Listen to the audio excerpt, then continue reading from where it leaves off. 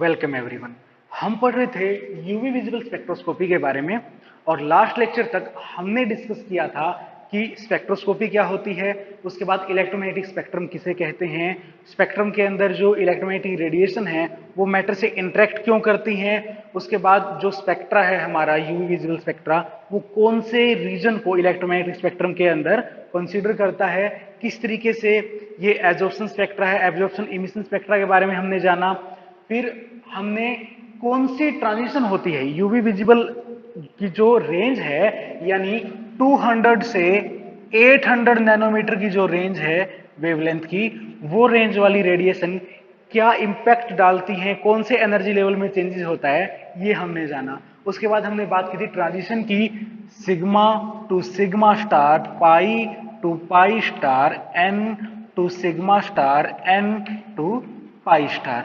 अब आपको पता है जो सिग्मा टू सिग्मा स्टार है और एन टू सिग्मा स्टार है, इनके लिए ज्यादा एनर्जी की रिक्वायरमेंट होती है और उतनी एनर्जी होती है 200 से कम नैनोमीटर में। हम जो जनरली लेते हैं 200 से 800 नैनोमीटर रीजन को लेते हैं, क्योंकि 200 नैनोमीटर से कम sigma to sigma star, N to sigma star की भी एब्जॉर्बेंस होती है और हमारी जो गैसेज हैं एटमॉस्फेरिक गैसेज उनकी एब्जॉर्बेंस भी होती है। तो या तो हमें वैक्यूम क्रिएट करना पड़े फिर हम जाके स्टडी करें, इससे अच्छा कि वैक्यूम क्रिएट ना करना पड़े, हम 200 से अबो जो आता है उन चीजों को यहाँ पे स्टडी कर लें। उसके बाद पाई टू पाई स्टार और एन टू पाई स्टार, इनकी एनर्जी लाई करती है 200 नैनोमीटर से 800 नैनोमीटर के बीच में। अकेले पाई टू पाई स्टार की तो करती है 173 नैनोमीटर पे, लेकिन जब ये कंजुगेशन करता है तो 217 नैनोमीटर के अराउंड जो है ये पीक शो करता है। लैम्डा मैक्स की वैल्यू क्या आती है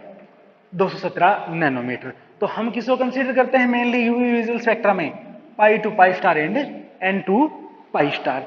आज हम डिस्कस करने वाले हैं कि जो ये हमारा यूवी विजिबल स्पेक्ट्रा है हमारी किस तरीके से मदद करता है, हमें कैसे ऑर्गेनिक केमिस्ट्री को पढ़ने में मदद करता है। देखो जो यूवी विजिबल स्पेक्ट्रा है वो सबसे पहली बात यही बताता है कि कॉन्जुगेशन, कॉन्जुगेशन अगर है तो वो डिटेक्ट कर लेगा, कॉन्जुगेशन अगर है तो वो डिटेक्ट कर लेगा। कैसे डिटेक्ट करेगा, हमने पहले ही बात की थी कि सी डबल बॉन्ड सी इसके लिए आएगा 173 नैनोमीटर और आपने क्या किया इसकी कंजुगेशन करा दी, C double bond C this C double bond C. अगर ये कंजुगेशन होगी, ब्यूटाडाइन वाली चीज है, ब्यूटाडाइन ही तो है, तो ब्यूटाडाइन में क्या हो गया, दो डबल बॉन्ड क्या हो गए कंजुगेशन में आ गए, तो ये जो है ये 217 नैनोमीटर के अराउंड आ गई। कितना आएगा वो हम बाकी बाद में पढ़ेंगे, हम पहले क्या कर रहे हैं कि एवरेज क्या डिफरेंस आता है उस चीज को डिस्कस कर रहे हैं। इसका मतलब क्या है, इसका मतलब ये है कि जो कंजुगेशन है उसका पता लगा लेगा। ठीक है, मान लिया हमारे पास कंपाउंड होता कुछ इस तरीके का, सी डबल बॉन्ड सी, आगे carbon single bond carbon C double bond C, इस तरीके की अगर यूनिट होती तो वहां पे कंजुगेशन एक्सटेंड नहीं होती, वहां पे जो एब्जॉर्बेंस होती वो 173 के अराउंड ही होती, वो 217 नहीं जाती। दूसरा इससे क्या पता लगता है, इससे पता लगता है आइसोमेरिज्म का भी, आइसोमेरिज्म का कुछ हद तक पता लगता है। कैसे लगता है, देखो आपके पास क्या है CH2 double bond CH single bond CH double bond CH3, एक आपके पास ये वाला मॉलिक्यूल है। दूसरा मॉलिक्यूल आपके पास है CH2 double bond CH single bond CH2 single bond CH double bond CH2। हम क्या देखते हैं, पहले नंबर ऑफ कार्बन देखते हैं, 1 2 3 4 5, C5 हाइड्रोजन, 2 और 1 3, 1 4, 1 5 और 3 8, C5H8। यहां पे C1 2 3 4 5 कार्बन कितने 5, हाइड्रोजन 2 और 1 3, 2 5, 1 6 और 2 8, H8। C5H8 है, C5H8 है। आप इन दोनों के यूवी स्पेक्ट्रा को कंपेयर करो। अब यूवी स्पेक्ट्रा को कंपेयर करते हैं, अल्टरनेट डबल सिंगल डबल इस तरीके से बॉन्ड है तो कंजुगेशन है, कंजुगेशन है तो ब्यूटाडाइन की तरह कहां पे जाएगा, ये 217 नैनोमीटर के अप्रोक्स वहां पे आगे जाएगा। ठीक है, वहां पे ये आगे जाएगा। एग्जैक्ट वैल्यू क्या होगी वो हम बाद में कैलकुलेट भी करेंगे। लेकिन यहां पे देखो ये आइसोलेटेड डबल बॉन्ड है, ये आइसोलेटेड डबल बॉन्ड है, कंजुगेशन इसके अंदर नहीं है। जब कंजुगेशन नहीं है तो कहां, ये 200 नैनोमीटर से भी नीचे रह जाएगा। तो इस तरीके से आइसोमेरिज्म का भी पता लगता है। तीसरा, keto enol tautomerism. Keto enol tautomerism, suppose करो आपके पास कंपाउंड है CH3 C double bond O CH2 C double bond O CH3। ये दो कीटो ग्रुप हैं, ठीक है। ये दो जो कीटो ग्रुप हैं, जब तक ये सेपरेटेड कीटो ग्रुप्स के फॉर्म में रहेंगे तो किसकी वजह से एब्जॉर्बेंस आएगी, C double bond O C double bond O, कोई कंजुगेशन नहीं। C डबल बॉन्ड O की जो पाई टू पाई स्टार है उसकी तो बहुत कम एब्जॉर्बेंस है, और वो भी किस पे है, 200 नैनोमीटर से कम है। लेकिन जो N2 पाई स्टार है, इनकी N2 pi star, pi to pi star तो कहां गई, 200 नैनोमीटर से कम गई, लेकिन N2 पाई स्टार 200 नैनोमीटर से तो अबो होती है, 280 270 नैनोमीटर के अराउंड आएगी, लेकिन पीक कितनी आएगी, बहुत छोटी आएगी। यानी इसकी मोलर एब्जॉर्प्टिविटी बहुत कम रहेगी, और सिंगल ट्रांजिशन जो आपको शो होगी वो 270 280 नैनोमीटर के अराउंड होगी। किसमें, कीटो फॉर्म में। लेकिन अगर यही इनोल फॉर्म में होगा, अगर यही इनोल फॉर्म में होगा तो मॉलिक्यूल होगा कुछ इस तरीके से, CH3 C double bond O, यहां पे CH double bond C single bond OH, ठीक है ना, और CH3, यहां पे डबल बॉन्ड है। डबल देखो यहां क्या हुआ है, ये हाइड्रोजन है इस पोजीशन 1 से ये position 1 2 3 1 3 migration of hydrogen atom होता है। हाइड्रोजन यहां पहले एटम से तीसरे एटम पे चला गया, इस कार्बन से इस ऑक्सीजन पे चला गया, इस कार्बन पे 2 की बजाय कितना बच गया, 1 हाइड्रोजन बच गया। अगले कार्बन का पहले डबल बॉन्ड ऊपर की तरफ था, ये ऊपर की तरफ था, अब इसने डबल बॉन्ड इससे बना लिया, यहां OH हो गया। इसको बोलते हैं tautomerism, 1 3 migration of hydrogen atom. अब जो ये टोटोमेरिज्म हुआ है इसके बाद देखो यहां पे double bond single bond double bond ये अल्टरनेट आ गए, कंजुगेशन में आ गए। यहां पे कंजुगेशन नहीं थी, डबल बॉन्ड सिंगल सिंगल फिर डबल था, डबल सिंगल सिंगल फिर डबल था, यहां डबल सिंगल डबल इस तरीके से हो गया, कंजुगेशन हो गई। और कंजुगेशन होते ही ये 208 नैनोमीटर के अराउंड 208 नैनोमीटर के अराउंड अच्छी खासी पीक देने लग गया, अच्छी खासी पीक देने लग गया। देखो पहले क्या था, या तो 200 से कम थी या 270 के अराउंड थी, कौन सी, C डबल बॉन्ड O की N2 पाई स्टार थी। लेकिन अब क्या हो गया, ये जो कंजुगेशन हुई है इस कंजुगेशन की वजह से 200 से ऊपर ये अपना एक अच्छा सा बैंड देने लग गया, अच्छा सा सिग्नल देने लग गया। तो हमें पता लग गया कि ये अब इनोल फॉर्म में है, कीटो फॉर्म में नहीं है। तो कीटो इनोल फॉर्म में कितना कितना है वो भी हम इसके अंदर रेशो निकाल सकते हैं। अगला एक और है आइसोमेरिज्म के अंदर ट्रांस और सिस का पता लगाना। क्या ट्रांस और सिस होने से कंजुगेशन पे कोई फर्क पड़ता है?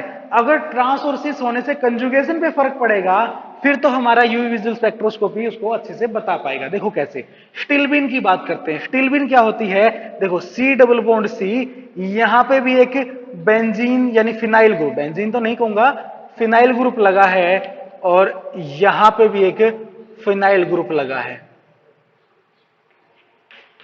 दिस इज सिस। देखो ये एक एल्कीन है, इस एल्कीन पे यहां भी फिनाइल यहां भी फिनाइल, तो इसका नाम बन गया स्टिल्बिन। अब जो स्टिल्बिन है, स्टिल्बिन में क्या होगा, यहां पे ये और ये जब सिस हैं, और ट्रांस की अगर मैं बात करूं तो C डबल बॉन्ड C, यहां ऊपर की तरफ, यहां नीचे की तरफ H और H। एक तो हमारा सिस टिल्बिन, एक ट्रांस टिल्बिन। जो सिस टिल्बिन है, इस सिस टिल्बिन के अंदर ये बेंजीन रिंग और ये बेंजीन रिंग, यानी ये फिनाइल और ये फिनाइल क्या करते हैं, एक दूसरे के पास पास आते हैं, स्टीरिक हिंड्रेंस क्रिएट होती है। स्टीरिक हिंड्रेंस अगर यहां पे क्रिएट होगी तो ये नहीं चाहेंगे कि ये सेम प्लेन में रहें। देखो इसी प्लेन में देखो, जब भी एल्कीन होता है तो यहां पे क्या है, ये कार्बन क्या है, sp2 हाइब्रिड यानी एक प्लेन में 120 120 120 के एंगल, ये भी एक ही प्लेन में 120 120 120 के एंगल, यानी पहले वाला कार्बन इसी प्लेन में आएगा, पहले वाला कार्बन तो इसी प्लेन में आएगा, यहां भी पहले वाला कार्बन इसी प्लेन में आएगा।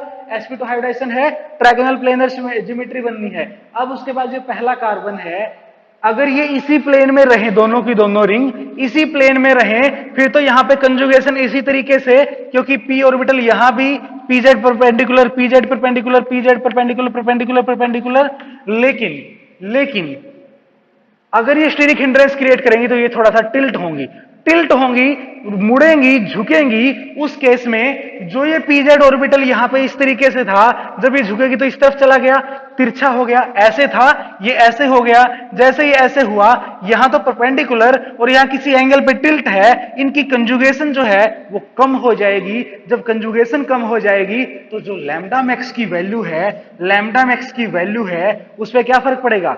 कंजुगेशन घटी, लैम्डा मैक्स की वैल्यू घट जाएगी। कंजुगेशन बढ़ती है तो लैम्डा मैक्स की वैल्यू बढ़ती है, कंजुगेशन कम हुई तो लैम्डा मैक्स की वैल्यू घट जाएगी। तो सिस और ट्रांस में कंपेयर करें, ट्रांस में कोई स्टेरिक हिंड्रेंस नहीं, एक ही प्लेन में, ये भी उसी प्लेन में, ये भी उसी प्लेन में होती रहेगी कंजुगेशन। लेकिन सिस के केस में क्या हो गया? स्टेरिक हिंड्रेंस है, ये प्लेन को चेंज करने की कोशिश करेगा स्टेरिक हिंड्रेंस की वजह से, और कंजुगेशन घटेगी। जब कंजुगेशन घटेगी तो लैम्डा मैक्स ही घट जाएगी। तो इस तरीके से हम क्या कर सकते हैं? कीटो इनोल फॉर्म का पता लगा सकते हैं, सिस है कि ट्रांस, कंजुगेशन कितनी है, इन सब चीजों का पता हम लगा सकते हैं। एक और इंपॉर्टेंट चीज है जिसका नाम है एच बॉन्डिंग।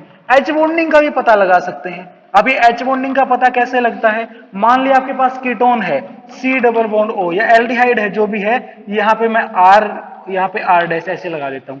ऐसा कोई मॉलिक्यूल है, आपको लेना है उसका UV visible spectra. UV visible spectra जब करोगे तो क्या देखेगा? वो देखेगा पाई टू पाई स्टार और n to pi star transition देखेगा। इसकी जो n to pi star transition है, n to pi star transition है, जिसकी वैल्यू 280 के अराउंड आनी है, 280 नैनोमीटर के अराउंड आनी है। अगर आपने इसके अंदर डाला है कोई प्रोटिक सोलवेंट भी कौन सा? वाटर जैसा, अमोनिया जैसा, ऐसा कोई सोलवेंट डाला है, तो वो क्या करेगा? मान लिया कि वाटर है, HOH, ये क्या करेगा? एच बॉन्डिंग कर लेगा जी। इसने जैसे ही एच बॉन्डिंग की, इसकी ऑक्सीजन ने एच बॉन्डिंग जैसे ही की, तो इसका जो नॉन बॉन्डेड इलेक्ट्रॉन पेयर था, ये नॉन बॉन्डेड इलेक्ट्रॉन पेयर जब इसके साथ क्या कर रहा है? एच बॉन्डिंग कर रहा है, तो एच बॉन्डिंग में ये non bonded electron pair stabilise किया जाएगा। हाइड्रोजन अट्रैक्शन मतलब स्टेबलाइजेशन। जब यहां पे स्टेबलाइजेशन होगा तो N और pi star, N2 pi star हम देख रहे थे, हमने क्या करवा दिया? स्टेबलाइजेशन करवा दिया। किसका? N का। तो पाई स्टार तो यही रह गया, N का स्टेबलाइजेशन हुआ है, N आ गया यहां पे। अब ये जो गैप है, ये क्या हो गया? इससे बढ़ गया। यानी प्रोटिक सोलवेंट जो एच बॉन्डिंग कर सकते हैं, उनके साथ इसका जो है ये वाला गैप बढ़ेगा। ये वाला गैप बढ़ने का मतलब एनर्जी ज्यादा चाहिए। एनर्जी ज्यादा चाहिए का मतलब फ्रीक्वेंसी ज्यादा चाहिए। फ्रीक्वेंसी ज्यादा चाहिए का मतलब लैम्डा यानी वेवलेंथ कम चाहिए। वेवलेंथ क्या है? कम चाहिए। जो 280 के अराउंड आ रहा था वो 269, 260 इस रेंज में आ जाएगा। क्यों आएगा? क्योंकि एच बॉन्डिंग हो गई। एच बॉन्डिंग ने नॉन बॉन्डेड इलेक्ट्रॉन पेयर को स्टेबलाइज किया, non bonded electron pair stabilise हुआ, तो जो गैप है पाई स्टार और एन के बीच का वो बढ़ गया। गैप बढ़ा तो ज्यादा एनर्जी की जरूरत, यानी ज्यादा फ्रीक्वेंसी की जरूरत, यानी कि कम वेवलेंथ वाली रेडिएशन चाहिए। तो इस तरीके से जो यूवी विजिबल स्पेक्ट्रा है वो हमें कंपाउंड्स की कुछ प्रॉपर्टीज, जैसे कंजुगेशन हुई, एच बॉन्डिंग कर रहा है कि नहीं कर रहा है, आइसोमेरिज्म, इन चीजों को स्टडी करने में हेल्प करता है। अब इसके बाद हम देखेंगे रियल एप्लीकेशन, हम कैसे अलग अलग मॉलिक्यूल को अलग अलग करते हैं और किसी पर्टिकुलर मॉलिक्यूल की जो अरेंजमेंट उसका है उसके अकॉर्डिंग क्या लैम्डा मैक्स आनी चाहिए, इसके बारे में डिस्कस करेंगे।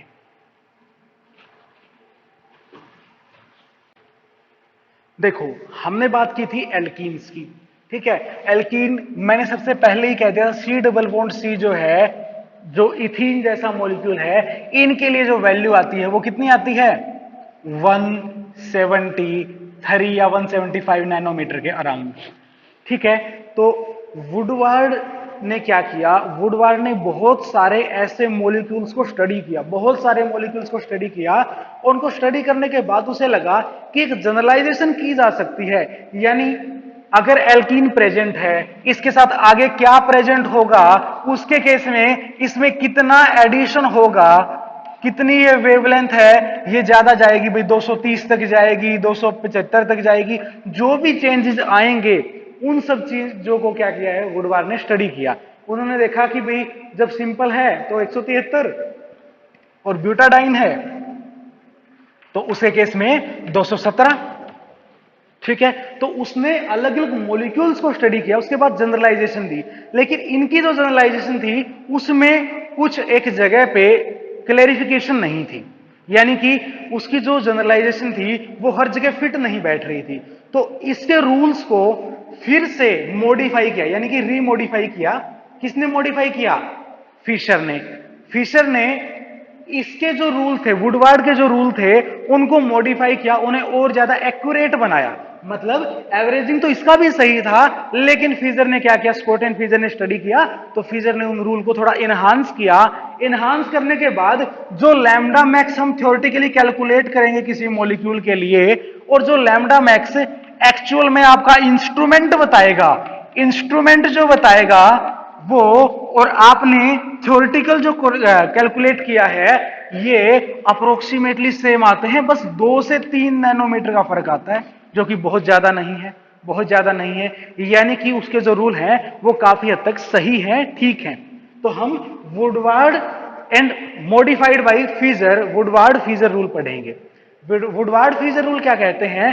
ये कहते हैं कि हर एक पर्टिकुलर क्रोमोफोर या ऑक्सोक्रोम जो भी आपका है, उसके लिए एक डेफिनेट वैल्यू होगी लैम्डा मैक्स की, और जैसे जैसे उनको आप ऐड करते जाओगे, जिस जिस तरीके से कंजुगेशन बढ़ रही है, वैसे वैसे आप उनको ऐड करते जाओ। कैसे? देखो, उन्होंने कहा कि जो कंजुगेटेड डाइन है, यानी C double bond C single bond C double bond C, इस तरीके की जो यूनिट है, अगर मैं इसको क्रोमोफोर लेता हूं, क्रोमोफोर तो ये हो ही गई, क्योंकि इसके लिए कितना है, अप्रोक्सीमेटली 217 है, एग्जैक्टली 217 नहीं है, हम वही देखते हैं एग्जैक्ट कितनी वैल्यू आएगी। तो उसने कहा कि वो 200 नैनोमीटर से अबो आ रहा है इसका खुद का, तो ये क्या है कि क्रोमोफोर है। और इसके साथ ऑक्सोक्रोम कैसे अटैच होंगे, ऑक्सोक्रोम कैसे इनहांस करेंगे, इसको वो देखते हैं। तो उन्होंने कहा जो कंजुगेटेड डाइन है, कंजुगेटेड डाइन, डाइन है और कंजुगेशन है, तो कंजुगेटेड डाइन जो है, कंजुगेटेड डाइन है, वो अगर या तो ए साइक्लिक हो, ठीक है, या तो वो ए साइक्लिक हो, तो उस केस में कितना आएगा, 217 नैनोमीटर। अब ए साइक्लिक का मतलब क्या है, ऐसे चेन की फॉर्म में हो, यहां डबल बॉन्ड यहां डबल बॉन्ड हो जाए, या फिर यहां डबल बॉन्ड यहां डबल बॉन्ड हो जाए, कंजुगेशन में हो और साइकिल ना हो, रिंग ना हो, तो उस केस में कितना आएगा, 217 नैनोमीटर एब्जॉर्बेंस शो करेगा। लैम्डा मैक्स की वैल्यू है ये, और लैम्डा मैक्स में कितना एडिशन होगा वो भी देखेंगे। कंजुगेटेड डाइन जो ए साइक्लिक है उसका 217, अगर होमो एन्युलर है, होमो एन्युलर है तो 253 नैनोमीटर, और जो हेट्रो एन्युलर डाइन है, हेट्रो एनुलर डाइन है, उसके लिए 214 नैनोमीटर। अब ये होमो एनुलर क्या है, हेट्रो एनुलर क्या है, और जो कुछ बेसिक टर्म इसमें यूज होंगी वो देखते हैं। देखो आपके पास, देखो वो ए साइक्लिक तो हमने अलग से मेंशन कर दिया 217, लेकिन एनुलर जो है, होमो एनुलर हेट्रो एनुलर, इसका मतलब क्या है, रिंग से है। रिंग का मतलब है तो हम रिंग ही बनाते हैं। मैंने ये एक रिंग बनाई, एक रिंग बनाई, और जो डाइन है, हमारी कंजुगेटेड डाइन है, इसके दोनों के दोनों बॉन्ड अगर एक ही रिंग के अंदर आ रहे हैं, एक ही रिंग के अंदर आ रहे हैं, तो मैं बोलूंगा इसे होमो एनुलर है। ये जो डाइन है ये क्या है, होमो एनुलर है। मान लिया मेरे पास 2 रिंग हैं, 2 रिंग है मेरे पास, और जो 2 रिंग है उनमें से यहां पे एक ही रिंग के अंदर आ रहे हैं दोनों डबल बॉन्ड, ये भी क्या होगा, होमो एनुलर होगा। ये कौन सा है, होमो एनुलर। ये बेशक रिंग एक से ज्यादा हो, लेकिन दोनों डबल बॉन्ड क्या है, एक ही रिंग के अंदर है, this is homo annular. Hetero annular क्या होगा, हेट्रो एनुलर का मतलब है कि जो आपका डबल बॉन्ड वाला सिस्टम है, यानी डाई इन है, उसका एक डबल बॉन्ड तो एक रिंग के अंदर, दूसरा डबल बॉन्ड दूसरी रिंग के अंदर। इस रिंग के अंदर ये डबल बॉन्ड, अगली रिंग के अंदर ये वाला डबल बॉन्ड, तो इस तरीके से क्या होगा, इसको क्या बोलेंगे, हेट्रो एनुलर। अब होमो एनुलर और हेट्रो एनुलर में यहां फर्क देखो, होमो एनुलर डाइन में 253 नैनोमीटर और हेट्रो एनुलर डाइन में 214 नैनोमीटर, यानी बहुत ज्यादा डिफरेंस होता है। कंजुगेशन अगर सेम रिंग के अंदर हो रही है तो इजी है तो अच्छी कंजुगेशन तो लैम्डा मैक्स ज्यादा होगी। और अगर ये जो डबल बॉन्ड है एक रिंग में दूसरी रिंग में यानी कि हेट्रोएनुलर है, तो हेट्रोएनुलर के केस में कंजुगेशन बहुत ज्यादा अच्छी नहीं होगी। जब कंजुगेशन ज्यादा अच्छी नहीं होगी उस केस में लैम्डा मैक्स भी बहुत ज्यादा आगे तक नहीं जाएगी, कम रह जाएगी। तो लैम्डा मैक्स हेट्रोएनुलर के लिए 214 और होमोएनुलर के लिए 253 और सिंपल एसाइक्लिक सिस्टम जो बिना साइकिल के सिस्टम है, बिना रिंग के सिस्टम, उनकी 217, यानी एसाइक्लिक से भी कम हो जाती है हेट्रोएनुलर में। तो ये तो हो गया हमारा क्रोमोफोर। भाई हमारे पास कंजुगेटेड अगर एल्कीन है तो हम उसके लिए देखेंगे तो डाइन से स्टार्ट कर दिया, डाइन के बाद जो जो जुड़ता जाएगा उसके अकॉर्डिंग हम ऐड करते जाएंगे। ये तो था हमारा क्रोमोफोर। हमारे पास ऑक्सोक्रोम क्या क्या लग सकते हैं। ऑक्सोक्रोम देखो, अगर आपके पास कोई एल्काइल ग्रुप है, एल्काइल ग्रुप, या फिर आपके पास क्या है, रिंग रेजिड्यू, एल्काइल ग्रुप या रिंग रेजिड्यू, इनके लिए कितना 5 नैनोमीटर एक्सटेंड होगा, यानी ये क्या है, एज ए ऑक्सोक्रोम काम कर रहे हैं। अकेला 5 नैनोमीटर 200 से 800 की रेंज में नहीं आएगा, 200 से 800 की रेंज में नहीं आएगा, यानी ये क्रोमोफोर नहीं, ये क्या है, ऑक्सोक्रोम ही है, ऑक्सोक्रोम है। ठीक है, एल्काइल ग्रुप हो या फिर रिंग रेजिड्यू हो। रिंग रेजिड्यू एल्काइल ग्रुप कैसे लगते हैं वो देखो, जो ये रिंग है इसलिए क्या है, होमो एनुलर डाइन है। अब इसके अंदर जो एल्कीन है, जो एल्कीन के कार्बन हैं वो किससे अटैच हैं, यहां अटैच है इस कार्बन से जो कि रिंग का पार्ट है, ये रिंग रेजिड्यू। ये जो डाइन का ये पार्ट है ये किससे अटैच है, इस कार्बन से जो भी क्या है, रिंग का पार्ट है, यानी एक यहां से रिंग से अटैच है, एक यहां से रिंग से अटैच है। यहां पे कितने रिंग रेजिड्यू हो गए, 2 रिंग रेजिड्यू हो गए। ठीक है, यहां पे देखो इसके अंदर देखो, ये वाला जो कार्बन है डबल बॉन्ड वाला, ये अगले कार्बन से अटैच है जो कि रिंग का पार्ट है। ये भी क्या है, अगले कार्बन से अटैच है जो भी रिंग का पार्ट है। तो यहां भी कितने होंगे, 2 रिंग रेजिड्यू होंगे। लेकिन यहां पे देखो, आप यहां पे देखो, ये वाला जो डबल बॉन्ड है यहां अटैच है, ये वाला डबल बॉन्ड यहां अटैच है, और ये वाला कार्बन है जो डबल बॉन्ड का हमारा ये वाला पोर्शन है ना डाइन, तो ये यहां भी अटैच है। तो यहां पे रिंग रेजिड्यू कितने हो जाएंगे, 3 हो जाएंगे। रिंग रेजिड्यू कितने हो जाएंगे, 3 हो जाएंगे। तो या तो एल्काइल लगे हो या रिंग रेजिड्यू। अब एल्काइल और देख लेते हैं, यहां अगर CH3 ग्रुप लगा होता, यहां CH3 ग्रुप लगा होता, 2 तो इसके पास क्या थे, रिंग रेजिड्यू और 1 एल्काइल। हालांकि रिंग रेजिड्यू भी उतना ही काउंट होता है और एल्काइल ग्रुप भी उतना ही काउंट होता है। दूसरा है एक्सोसाइक्लिक बॉन्ड। अब देखते हैं एक्सोसाइक्लिक और एंडोसाइक्लिक क्या है। देखो हमने जो ये वाला मॉलिक्यूल बनाया है, इसको देखो, अभी रिंग रेजिड्यू को हम हटा देते हैं यहां से। देखो इस मॉलिक्यूल के अंदर जो दोनों के दोनों डबल बॉन्ड हैं, ये दोनों के दोनों डबल बॉन्ड हैं, ये क्या है, एक ही रिंग के अंदर हैं, और ये डबल बॉन्ड वाले कार्बन किसी दूसरे रिंग के साथ अटैच नहीं है। लाइक कि आपके पास जो डबल बॉन्ड है, जो भी डबल बॉन्ड है, अगर उसका एक कार्बन दूसरी रिंग का है, एक कार्बन दूसरी रिंग का या रिंग से बाहर जा रहा है, कैसे, ये वाला जो डबल बॉन्ड वाला है ये किसी से और से अटैच नहीं है, किसी दूसरी रिंग से अटैच नहीं है, तो ये एक्सोसाइक्लिक नहीं है, ये एंडोसाइक्लिक है।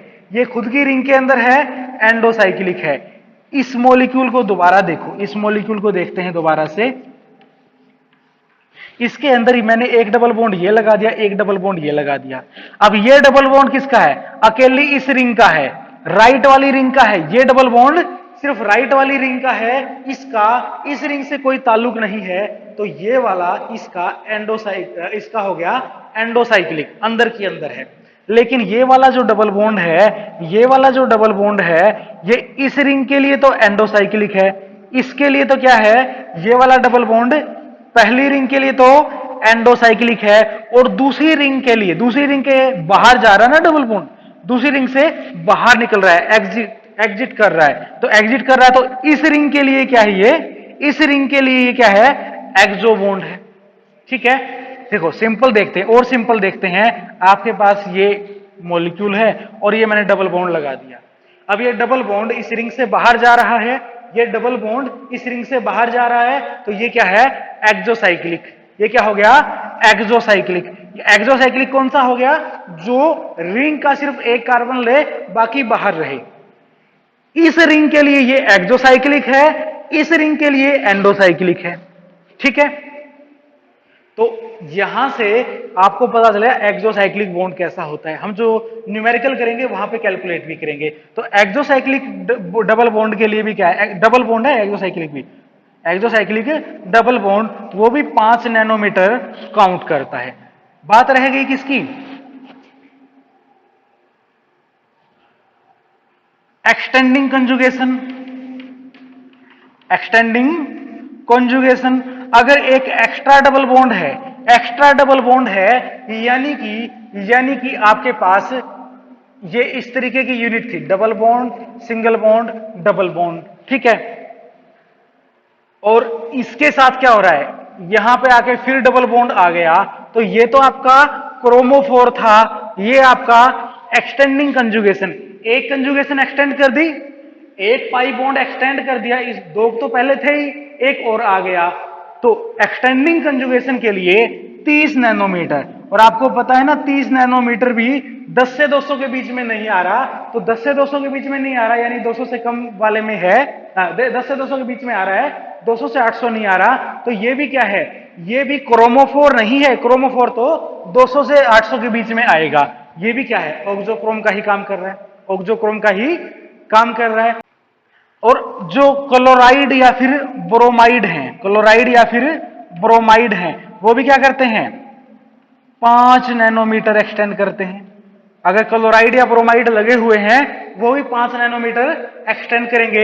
एक NR2 जो ग्रुप है, NR2 का मतलब नाइट्रोजन, और 2 R ग्रुप लगे हुए हैं, अगर ये अटैच है, ये एज ए ऑक्सोक्रोम काम कर रहा है, ये एज ए ऑक्सोक्रोम काम कर रहा है। क्यों, क्योंकि नाइट्रोजन में तो लोन पेयर है ही। जब ये लगेगा, कैसे कैसे कैसे, ये देखो, ये आपका मॉलिक्यूल था, यहां पे लग गया N, ये R डैश, ये NR2, तो ये हो गया, ये इसके साथ अटैच है। अब तो क्या थी कंजुगेशन, सिर्फ इतने पोर्शन की। अब क्या किया इसने, अपना जो लोन पेयर है उसके साथ भी इसमें कंजुगेशन करानी स्टार्ट कर दी। जब ये कंजुगेशन होगी तो ये कंजुगेशन एक्सटेंड कर रहा है, ये बहुत ज्यादा कंट्रीब्यूट करता है, ये कंट्रीब्यूट करता है 60 नैनोमीटर।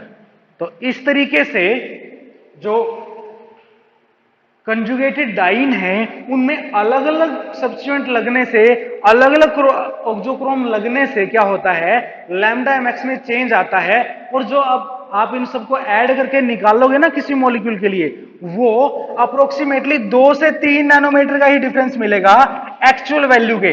एक्चुअल जो वैल्यू आ रही है इंस्ट्रूमेंट से, उसके 2-3 नैनोमीटर के रेंज में ही आ जाएगा। यानी आपने निकाला मान लिया 278, तो वो 278 भी आ सकता है, 279, 280 भी आ सकता है, या फिर 277 आ जाएगा। यानी कि लगभग लगभग उतना ही आता है वुडवार्ड फ्रीजर रूल से। अब कुछ एक न्यूमेरिकल देख लेते हैं कैसे कैसे ये काम करेगा। देखो, रूल हमारे राइट साइड में लिखे हुए हैं, हम क्या करेंगे, जस्ट इन रूल्स को फॉलो करेंगे और कैलकुलेट करेंगे कि किस मॉलिक्यूल के लिए कितनी वैल्यू आएगी। देखो, आपके पास मान लिया ये रिंग वाला ही कंपाउंड है, यहां डबल बॉन्ड, यहां डबल बॉन्ड। अब 2 डबल बॉन्ड है, कंजुगेटेड डाइन तो है, कौन सी है, एसाइक्लिक नहीं, हेटेरोएनुलर नहीं, कौन सी है, होमोएनुलर। एक ही रिंग के अंदर है, दोनों डबल बॉन्ड क्या है, एक ही रिंग के अंदर है, तो लैम्डा मैक्स किसके इक्वल होगी, 253 नैनोमीटर। प्लस में ये वाला ये वाला जो है डबल बॉन्ड, यहां पे रिंग रेजिड्यू, यहां पे पहला रिंग रेजिड्यू, यहां दूसरा रिंग रेजिड्यू, तो 2 गुना 5 यानी कितना 10 नैनोमीटर। 10 नैनोमीटर इसमें यहां से ऐड होगा। और कोई चीज है इसके साथ? और कोई चीज नहीं है, आप देख लो, और कोई भी चीज इसके साथ नहीं है, तो कितना आ गया 263 nanometre.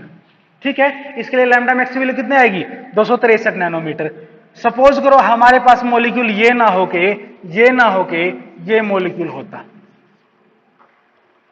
Double bond single bond double bond, यहां मिथाइल ग्रुप होता, यहां मिथाइल ग्रुप होता। अब देखो लैम्डा मैक्स होमोएनुलर डाइन है, होमोएनुलर है, तो लैम्डा मैक्स किसके इक्वल होगी?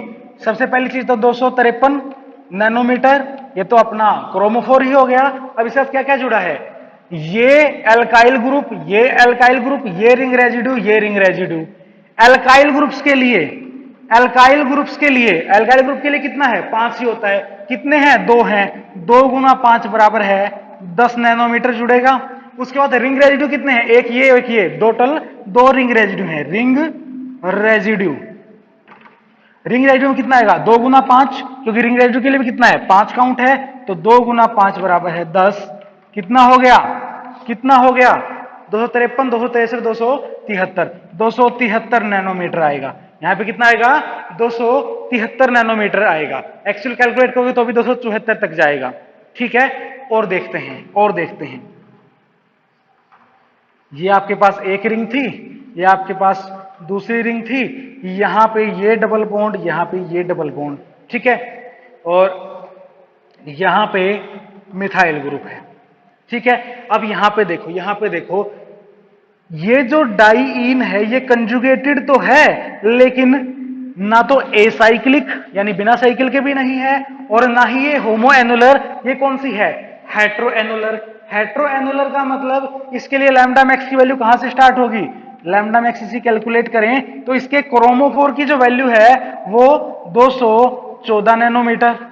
214 तो यही हो गई। उसके बाद क्या क्या ऐड करना है इसके साथ? ये देखो कितने आपके रिंग रेजिड्यू है।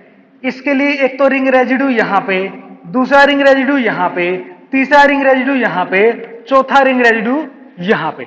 4 जगह रिंग रेजिड्यू आ गए, 1 2 3 और 4 जगह रिंग रेजिड्यू आ गए।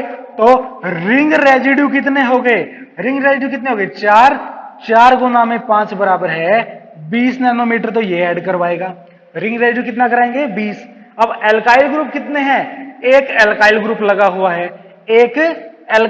लगा हुआ है, तो 5 नैनोमीटर ये ऐड करवाएगा। टोटल कितना हो गया 4 5 9, 2 और 1 3, 239 नैनोमीटर। यानी इसके लिए वैल्यू कितनी आएगी 239 नैनोमीटर आएगी।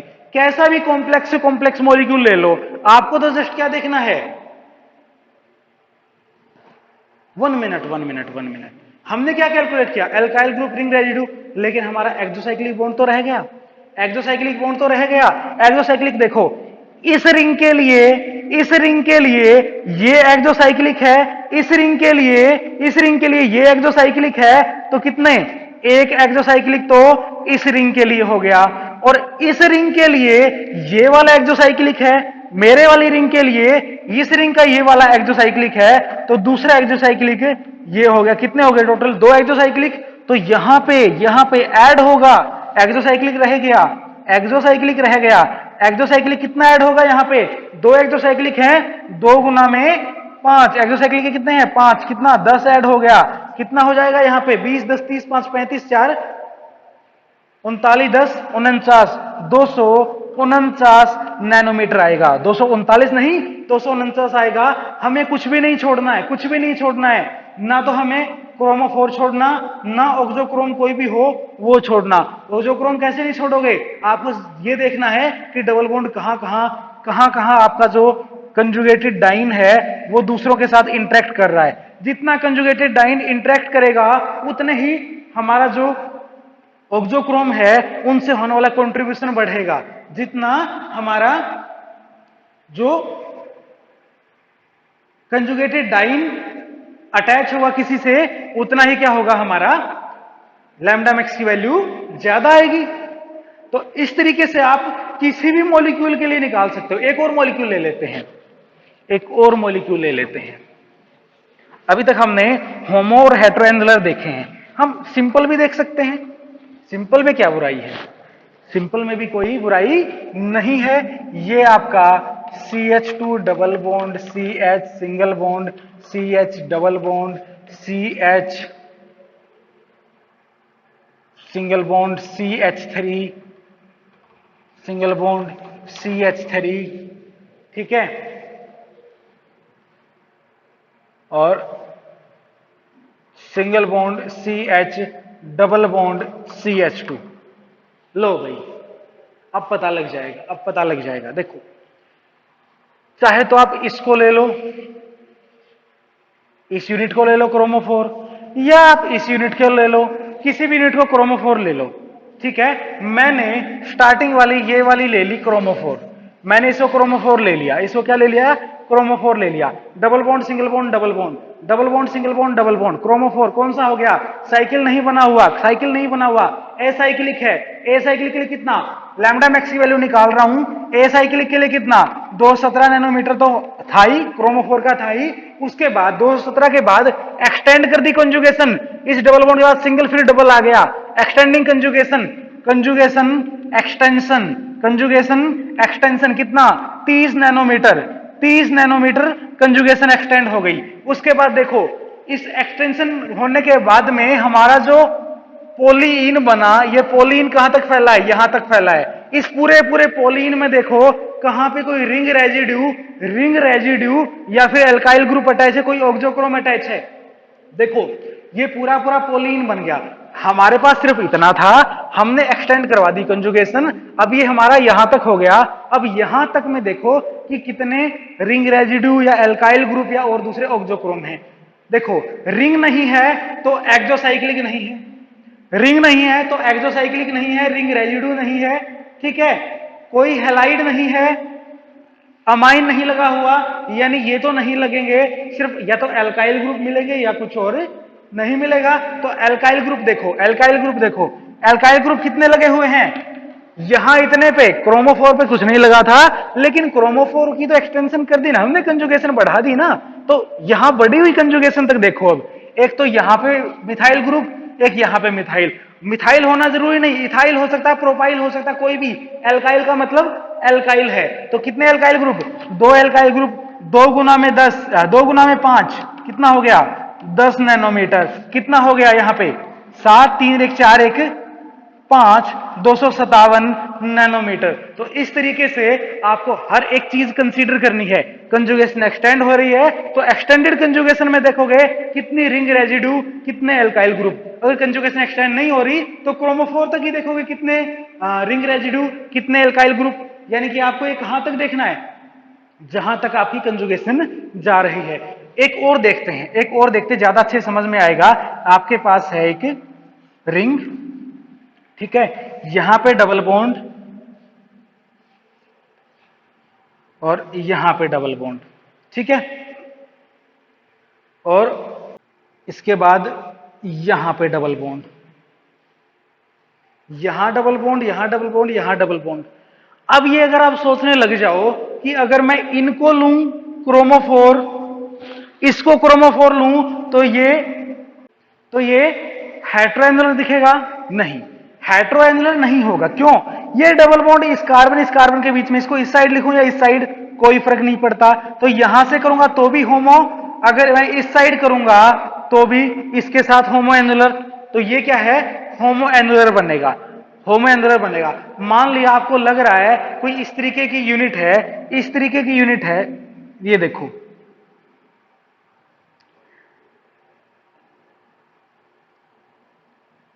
यहां पे डबल बॉन्ड, यहां पे डबल बॉन्ड और यहां पे डबल बॉन्ड। ये देखते हैं, इससे आ जाएगा समझ, इससे आ जाएगा। देखो, अगर आप इन दोनों कंसीडर करते हो तो आपको दिखेगा होमोएनुलर, और अगर इन दोनों कंसीडर करते हो तो आपको दिखेगा हेटेरोएनुलर। कौन सा लोगे?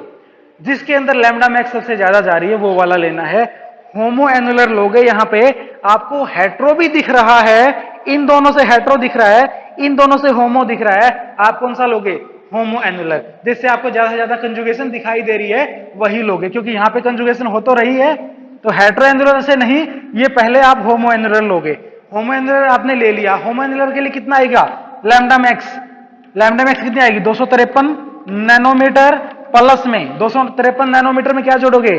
कंजुगेशन एक्सटेंड हो गई थी, कंजुगेशन एक्सटेंड होगी, चाहे बाहर वाली उसमें हुई है, कंजुगेशन कंजुगेशन एक्सटेंड हो गई, कंजुगेशन एक्सटेंड हो गई कितना? 30 नैनोमीटर इसमें जुड़ेगा, कितना जुड़ेगा? 30 नैनोमीटर जुड़ेगा। 30 नैनोमीटर जुड़ने के बाद अब देखो कि कोई एक्सो तो नहीं है, एक्सो तो नहीं है, ये देखो इस रिंग के लिए ये क्या है? एक्सो बॉन्ड है।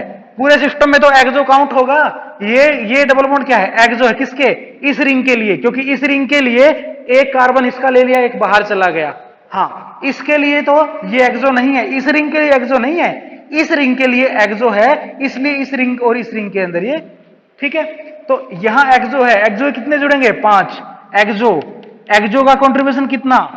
5। कितने हैं? एक ही एक्सो बॉन्ड है और कोई एक्सो नहीं है, ये भी खुद की रिंग के अंदर इंक्लूड है पूरा, ये भी पूरा खुद की रिंग के अंदर इंक्लूड, सिर्फ यही ऐसा बॉन्ड था जो एक्सो आ रहा था। अब क्या रह गया? Ring residue. रिंग रेजिड्यू, एक रिंग रेजिड्यू यहां पे, एक रिंग रेजिड्यू यहां पे, एक रिंग रेजिड्यू यहां पे, 3 जगह से रिंग रेजिड्यू आए, रिंग रेजिड्यू आए, कितने जगह पे आए? 3 जगह पे आए, तो 3 गुना 5 कितना? 15 नैनोमीटर। और कुछ रह गया? और कुछ रह गया? देखो कंजुगेशन की एक्सटेंशन देख ली, ना ये है और ना ही ये है। उसके बाद एक्सो देख लिया, एल्काइल ग्रुप है नहीं, रिंग रेजिड्यू थे, देख लिए कितने थे? 3 थे, तो 3 से गुना कर दी, 3 पंजे 15 हो गया। अगर 3 नहीं होते, या फिर मैं यहां पे कहूं एक एल्काइल ग्रुप होता, तो उसके लिए भी ऐड करते, अभी नहीं है तो ऐड नहीं कर रहे। कितना होगा? कितना होगा? जोड़ के देखते हैं। 15 5 20, 20 30 50, 2 303 नैनोमीटर। इसके लिए वैल्यू कितना आएगी लैम्डा मैक्स की? 303 नैनोमीटर आएगी। तो इस तरीके से वुडवार्ड फीजर के जो रूल हैं उनसे हम लैम्डा मैक्स कैलकुलेट कर सकते हैं। किसी भी मॉलिक्यूल की जिसके अंदर कंजुगेशन है, लैम्डा मैक्स हम निकाल सकते हैं। अब कहोगे ये तो एल्कीन के बताए, एल्कीन के बताए, अल्फा बीटा अनसैचुरेटेड के, अल्फा बीटा अनसैचुरेटेड के लिए भी क्या होगा? वैल्यूज फिक्स हैं, वैल्यूज फिक्स हैं। अल्फा बीटा अनसैचुरेटेड अगर आपका कीटोन है, C double bond O, single bond C, double bond C, यहां एच लगा है या आर लगा है, कोई दिक्कत नहीं है, यहां मैं आर लिख देता हूं। यहां पे इस तरीके से ये यूनिट है, यहां पे कार्बन डबल बॉन्ड ऑक्सीजन और इसके अल्फा कार्बन और बीटा कार्बन के बीच में बॉन्ड है, तो अल्फा बीटा अनसैचुरेटेड। उसके लिए भी क्या है? इस यूनिट की, इस क्रोमोफोर के लिए वैल्यू डिसाइडेड होंगी, अलग अलग ऑक्सोक्रोम की, अलग अलग ऑक्सोक्रोम की अलग अलग वैल्यू डिसाइड होंगी। अल्फा पे लगता है तो क्या वैल्यू देगा, क्या ऐड करवाएगा, बीटा पे लगेगा तो क्या ऐड करवाएगा, गामा पे लगेगा तो क्या ऐड करवाएगा। जस्ट आपको वैल्यूज याद रखनी है और आपको क्या करना है, इसी तरीके से कैलकुलेट करना भी, एक्सो है कि एंडो है कि एक्सटेंडेड कंजुगेशन है या फिर एल्काइल ग्रुप है, रिंग रेजिड्यू है, जो भी है, जो भी है, बस आपको ये वैल्यूज उसके लिए पता होनी चाहिए। टेबल बना लोगे, ऐसे ही ऐड करते जाओगे और ऐड करने पे आपको वही वैल्यू मिलेगी जो उसकी एक्चुअल वैल्यू के बहुत ज्यादा क्लोज आएगी। ठीक है, तो ये था यूवी विजिबल स्पेक्ट्रोस्कोपी।